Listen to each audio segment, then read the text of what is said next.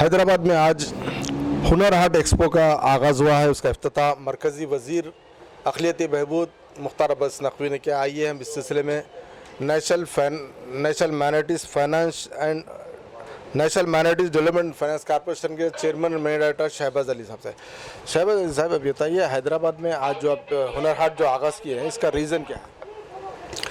देखिए, हुनर हाट जो है हम लोगों के मोहतरम वज़ीर जनाब मुख्तार अब्बास नक़वी साहब की सोच को अमली जामा पहनाने का काम हम लोगों ने किया है और ये फ़ैसला किया है कि हिंदुस्तान के कई शहरों में हुनर हाट लगाया जाएगा और इस सिलसिले में अभी तक जो है कि 16 इस तरह के हुनर हाट लगाए गए हैं जो दूसरे रियासतों में लगाई गई हैं। और इसके पहले जो है कि अगर साउथ इंडिया का एग्ज़ाम्पल हम लोग लें तो पौंडीचेरी में हम लोगों ने लगाया है। तो ये इस सिलसिले में ये तय हुआ, इस बार मिनिस्टर साहब ने कहा कि अब हम लोगों को साउथ में दूसरे टाउन में लगाना चाहिए। तो हैदराबाद चूँकि दस्तकारों का भी एक हब है और ये पूरी स्कीम जो है हुनर हाट की वो दस्तकारों को और शिल्पकारों को प्रमोट करने के लिए है। तो ये एक बेहतरीन फ़ैसला माननीय वज़ीर ने लिया कि हैदराबाद जहाँ जो अपनी इस तहज़ीब के लिए जानी जाती है, उस शहर में इसका एक हुनर हाट का एक प्रोग्राम मुनक़िद किया जाए ताकि यहाँ के लोगों को भी मालूम हो कि मिनिस्ट्री ऑफ माइनॉरिटी अफेयर्स जो हमारी है वो किस तरह से दस्तकारों और शिल्पकारों और उसके साथ दूसरे रियासतों के जो खानसामे हैं उनको किस तरह से प्लेटफॉर्म प्रोवाइड कर रही है कि उनके सामान के कदरदानी हो, उसकी बिक्री हो और वो लोग इससे फ़ायदा उठाएँ। अब तक टोटल कितने इस हुनर हाट मुनक़िद हो चुके हैं? ये हैदराबाद में जो हुनर हाट जिसका आज इफ्तिताह किया गया है, ये 17वां हुनर हाट है और सबसे पहले हुनर हाट दिल्ली में 2016 में India international trade fair Pragati Maidan में लगाया गया था। इसके ऊपर जो है वजारत का आपके कॉर्पोरेशन में कितना खर्चा आयद होता है? ये पूरा का पूरा ख़र्चा वजारत बेयर करती है और इसमें कॉरपोरेशन को सिर्फ ये ज़िम्मेदारी दी गई है कि इस प्रोग्राम को जगह जगह पे उसका ऑर्गेनाइज़ करे और उसकी देखभाल करे। इसके लिए कितना बजट मुकर्रर किया गया है? बजट देखिए, बड़े सिटी के लिए आप ऐसे मान के चलें कि 2 करोड़ रुपया जो बड़ा सिटी है, पर ये प्रोग्राम के ऊपर डिपेंड करता है कि कितना बड़ा प्रोग्राम कर रहे हैं, उसके हिसाब से बजट होता है और अल्हम्दुलिल्लाह बजट में कोई कमी नहीं है मरकज़ी सरकार में। अच्छा शहबाज साहब, बोलिए, इससे कितने हुनर कारीगर अब तक फ़ायदा उठाए हैं? कारीगर देखिए, मेरा तो अभी मेरे पास डाटा नहीं है पर लाखों कारीगर इसका आप ये देख लें कि अगर एक हुनर हाट होता है तो उसमें एवरेज 125, 150, 200 लोग जो है आते हैं कारीगर और हर एक कारीगर के साथ एक बहुत बड़ा कुंभा उनके साथ होता है जिसका इसको फ़ायदा होता है। तो ये बहुत ही मतलब लाखों की तादाद में लोगों को इसका फ़ायदा हो रहा है। अरे ये बोलिए, ये आप जो इनिशिएटिव लेने की वजह से आपकी मिनिस्ट्री जो ली, इससे मुल्क भर में क्या इनके बिज़नेस को प्रमोट के लिए कोई अवेयरनेस पैदा हुआ है? बहुत ज़्यादा अवेयरनेस पैदा हुआ है। इसी वजह से जो है कि ये फ़ैसला मिनिस्ट्री ने लिया कि हिंदुस्तान की दूसरी रियासतों में, दूसरी जगहों में इसको लगाया जाए ताकि लोग इसको मानें। और मैं आपको बताऊं कि जो भी हुनर हाट अभी तक किए गए हैं, एक से बढ़कर एक हुए हैं और लोगों का रिस्पांस बहुत अच्छा है और लोगों ने कारीगरों के काम को बहुत सराहा है, खानसामों के खाने को बहुत सराहा है।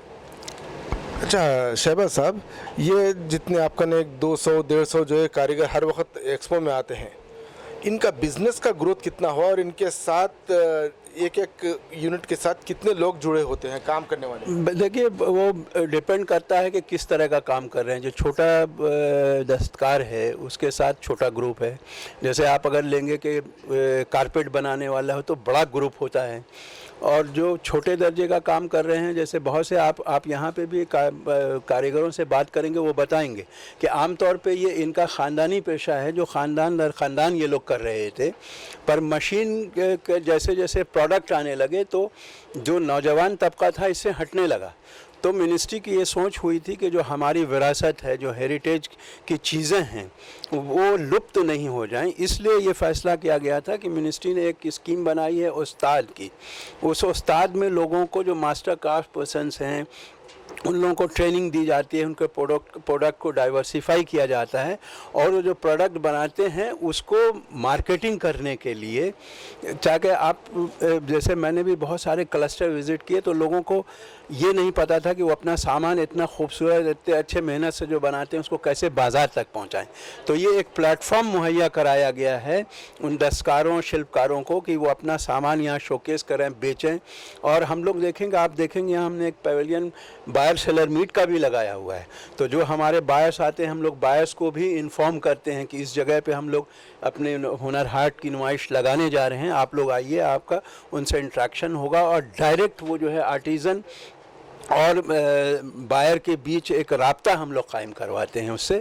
और काफ़ी मतलब मैं आपको बताऊं कि कोई भी एग्जीबिशन ऐसा नहीं है जिसमें करोड़ों से कम का सेल होता।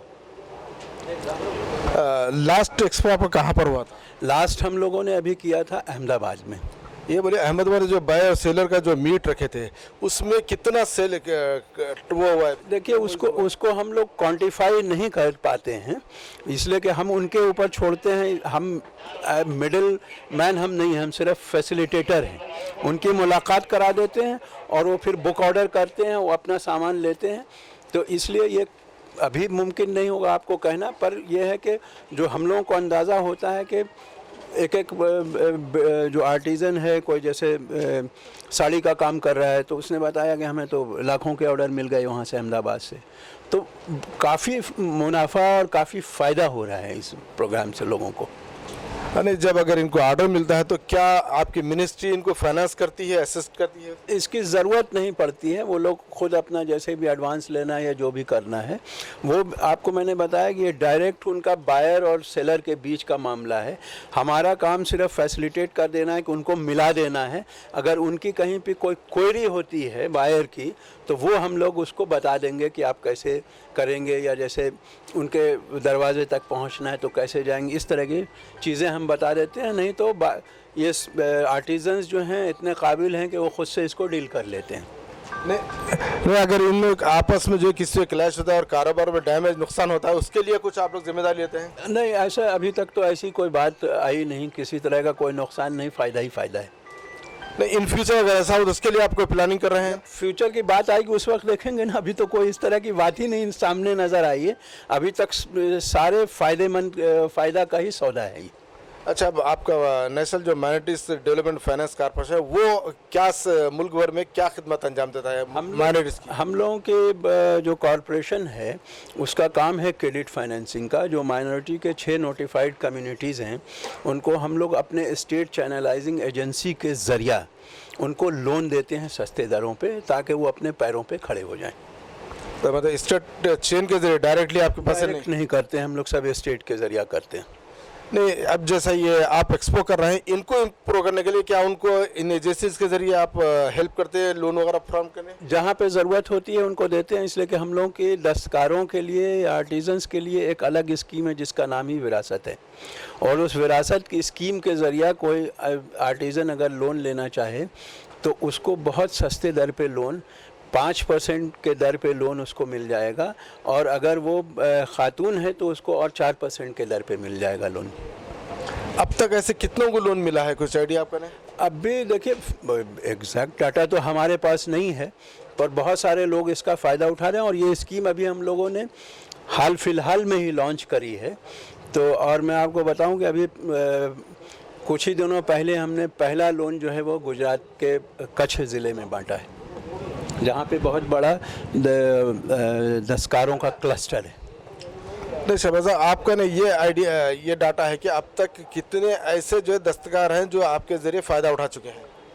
मैं तो आपको बताया कि जितने आ रहे हैं इनके साथ लाखों लोग जुटे हुए हैं, सब फ़ायदा उठा रहे हैं।